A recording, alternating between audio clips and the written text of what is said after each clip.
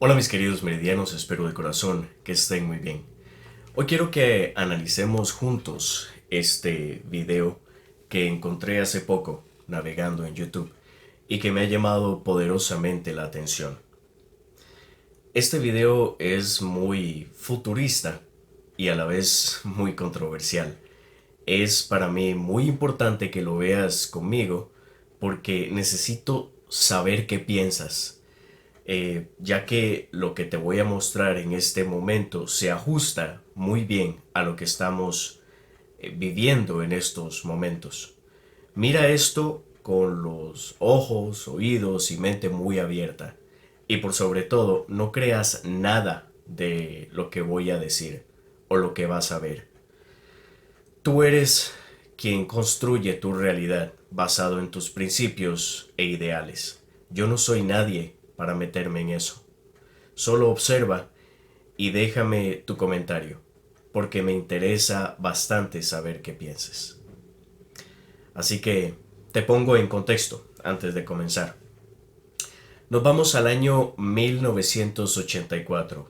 Yuri Bezmenov, un exagente de la KGB, hace una entrevista donde explica de manera resumida y muy clara todos los pasos para que una nación llegue a concretar el control total de su población.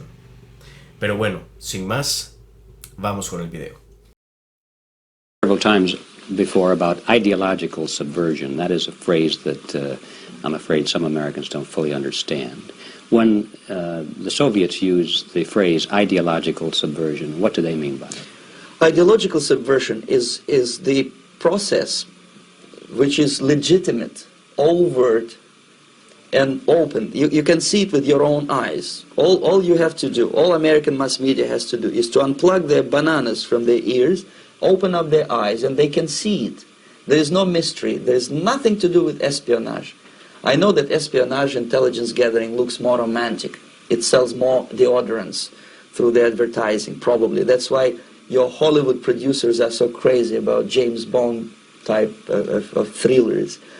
But in reality, the main emphasis of the KGB is not in the area of intelligence at all.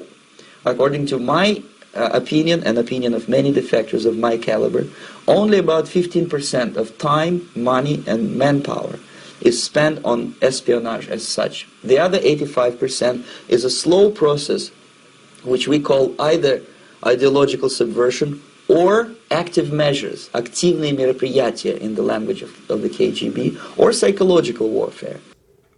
Aquí podemos ver una explicación sencilla de lo que la subversión ideológica es.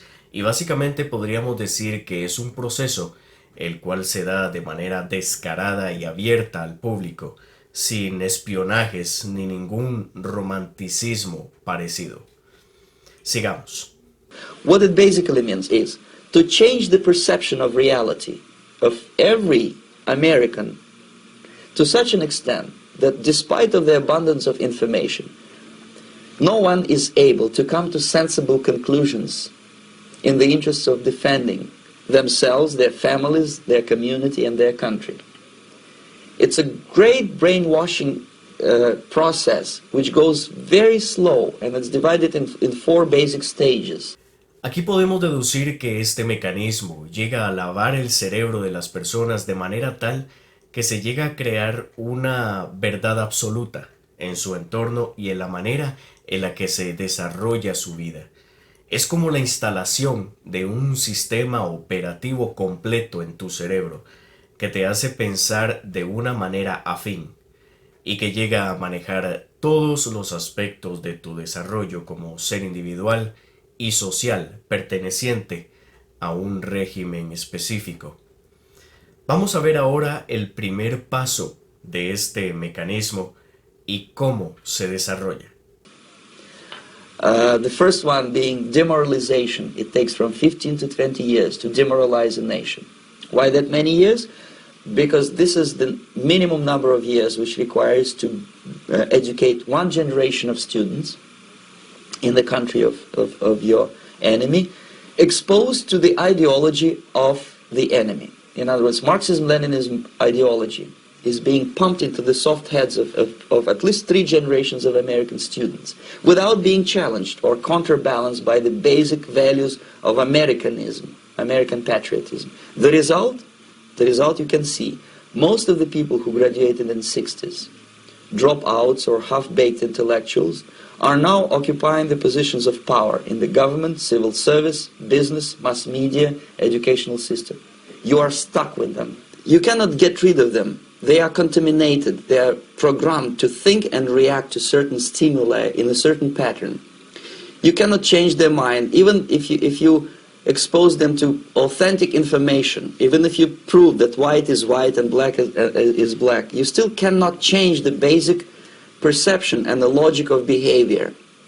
In other words, these people, the process of demoralization is complete and irreversible. To get rid society of these people, you need another 20 or 15 years to educate a new generation of patriotically minded and common sense people who would be acting in favor and in the interests of United States society. And yet these people who've been programmed and, as you say, in place, and yes, who are favorable to an opening with the Soviet concept, these are the very people who would be marked for extermination in this country? Most of them, yes. ¿Se te hace familiar este paso? Piensa que te han enseñado desde la escuela, en el colegio, en la universidad. Piensa en todo eso. ¿Qué nos han enseñado las redes sociales, con su falsa perspectiva de la belleza y el éxito, donde te muestran que debes de aparentar estar feliz siempre y conforme? Piensa en todo eso.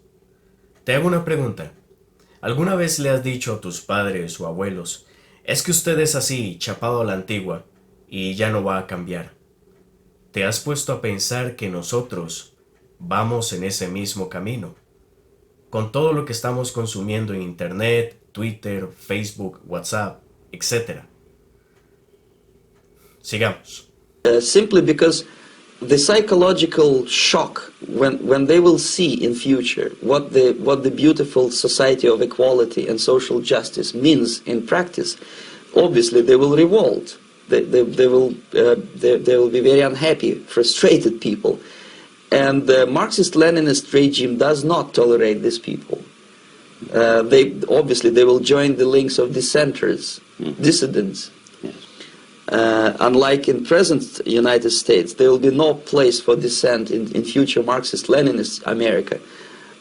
Here you can get popular like Daniel Ellsberg and filthy rich like Jane Fonda for being dissident, for criticizing your Pentagon. In future, these people will be simply squashed like cockroaches. Nobody is going to pay them nothing for their beautiful, noble ideas of equality. This they don't understand, and it will be a greatest shock for them, of course. The demoralization process in the United States is basically completed already. For the last 25 years. Actually, it's overfulfilled because demoralization now reaches such areas where previously not even Comrade Andropov and all his experts would even dream of such a tremendous success. Aquí vemos que habla de una perspectiva muy estadounidense, ya que este video en particular habla del control de Estados Unidos sobre su población. Pero esto aplica muy bien para Latinoamérica en general. Vemos países en todo el continente donde hoy por hoy se están creando grupos minoritarios disconformes con sus gobiernos y la manera en la que ven aplastados sus derechos.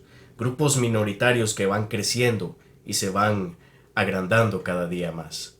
Mientras otros, por otro lado, solo observan y disfrutan o simplemente no les importa. Divide y vencerás. Esto es parte del plan, aunque no lo parezca, y lo estamos viviendo en esta época, en vivo y a todo color. Sigamos. Most of it is done by Americans to Americans, thanks to lack of moral standards. As I mentioned before, exposure to true information does not matter anymore. A person who was demoralized is unable to assess true information. The facts tell nothing to him. even if I shower him with information, with authentic proof, with documents, with pictures, even if I take him by force to the Soviet Union and show him concentration camp, he will refuse to believe it until he is going to receive a kick in his fat bottom. When a military boot crashes his balls, then he will understand, but not before that. That's the tragic of the situation of demoralization. So basically America is stuck with demoralization, and unless, even if you start right now, here, this minute, you start educating new generation of Americans, it will still take you 15 to 20 years to turn the tide of ideological perception of reality back to normalcy and patriotism. Este proceso de la desmoralización busca llevar a la sociedad a un proceso de desconexión con tu verdadera esencia. Dejas de ser el verdadero tú para reemplazarlo con un ser completamente ajeno a la naturaleza de tu existir humano y espiritual. Pero aquí no acaba ese proceso. No.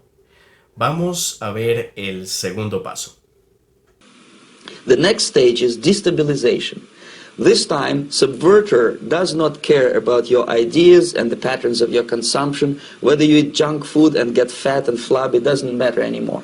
This time, and it takes only from 2 to 5 years to destabilize a nation, what matters is essentials: economy, foreign relations, defense systems. And you can see it quite clearly that in some areas, in such sensitive areas as defense and economy, the influence of Marxist-Leninist ideas in the United States is absolutely fantastic. I could never believe it 14 years ago when I landed in this part of the world that the process will go that fast. Este paso se explica rápido y sin adornos. Básicamente, es lo que ha estado pasando en toda América y gran parte de Europa últimamente en estos días. Marchas multitudinarias con gente protestando por la economía, la política y la seguridad.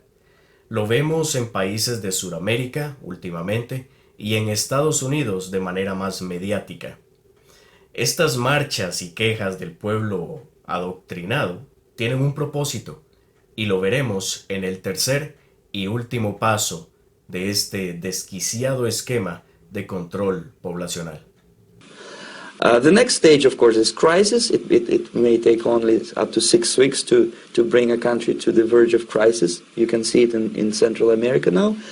And after crisis, with a violent change of power, structure, and economy, you have so-called the period of normalization. It may last indefinitely.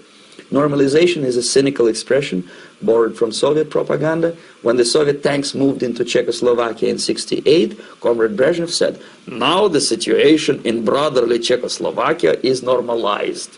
This is what will happen in the United States if you allow all these schmucks to bring the country to crisis, to promise people all kind of goodies and the paradise on earth, to destabilize your economy, to eliminate the principle of free market competition, and to put a big brother government in Washington, D.C., with benevolent dictators like Walter Mondale, who will promise lots of things, never mind whether the promises are fulfillable or not. He will go to Moscow to kiss the bottoms of new generation of Soviet assassins, never mind. He will create false illusions that the situation is under control. Situation is not under control. Situation is disgustingly out of control. Most of the American politicians, media, and educational system trains another generation of people who think they are living at a peacetime. False. United States is in the state of war, undeclared total war against the basic principles and the foundations of this system. And the initiator of this war is not Comrade Andropov, of course. It's the system. However ridiculous it may sound, the world communist system or the world communist conspiracy, whether I scare some people or not, I don't give a hoot. If you are not scared by now, nothing can scare you. But you don't have to be paranoid about it. What actually happens now that unlike myself, you have literally several years to live on unless the United States wake up. The time bomb is ticking. With every second, the disaster is coming closer and closer. Unlike myself, you will have nowhere to defect to, unless you want to live in Antarctica with penguins. This is it. This is the last country of freedom and possibility. Crisis y normalización. ¿Dónde he visto esto antes? Es increíble ver cómo desde nuestra educación nos han metido todo esto en la cabeza. Televisión, noticias, películas, series, novelas, industria musical, etc. Todo está hecho para que creamos que estamos en una sociedad libre, cuando en realidad, al parecer, no lo es. Estamos normalizando el caos y los berrinches para que nos terminen dando, como decimos aquí en mi país, a tolillo con el dedo, y contentarnos con las migajas. Es un círculo vicioso de nunca acabar. ¿Ves la importancia de despertar y de reconocer tu verdadero ser?